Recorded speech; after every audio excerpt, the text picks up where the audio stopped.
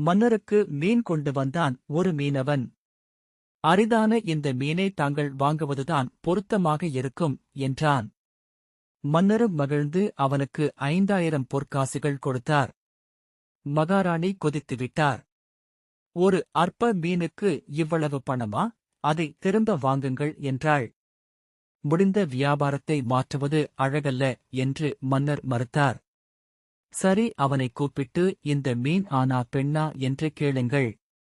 ஆண் மீன் என்று அவன் சொன்னால் பெண் மீன்தான் வேண்டும் என்றும், பெண் மீன் என்று சொன்னால் ஆண் மீன்தான் வேண்டும் என்றும் கேளுங்கள்.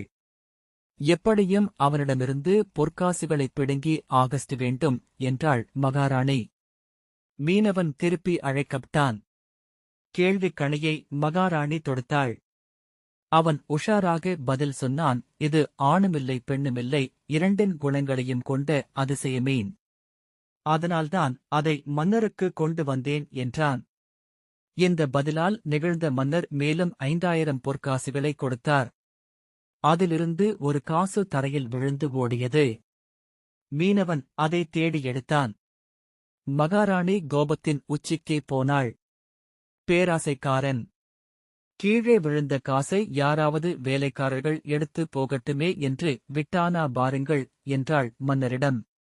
அவன் நிதானமாக திரும்பிச் சொன்னான். நான் பேராசையில் அதை எடுக்கவில்லை மகாராணி. அந்த நாணயத்தில் மன்னரின் உருவம் இருக்கிறது. யாராவது தெரியாமல் அதை மிதித்தால் கூட என்னால் தாங்கிக் கொள்ளவே முடியாது என்றான். இதனால் இன்னும் மனம் நிகழ்ந்த மன்னர் மேலும் 5000 பொற்காசுகளை கொடுத்தார். இப்பொழுது மகாராணி தனது வாயை மூடிக்கொண்டாள். தத்துவம்: பெண்கள் வாயை மூடிக்கொண்டு இருந்தாலே பாதி செலவு குறைந்துவிடும்.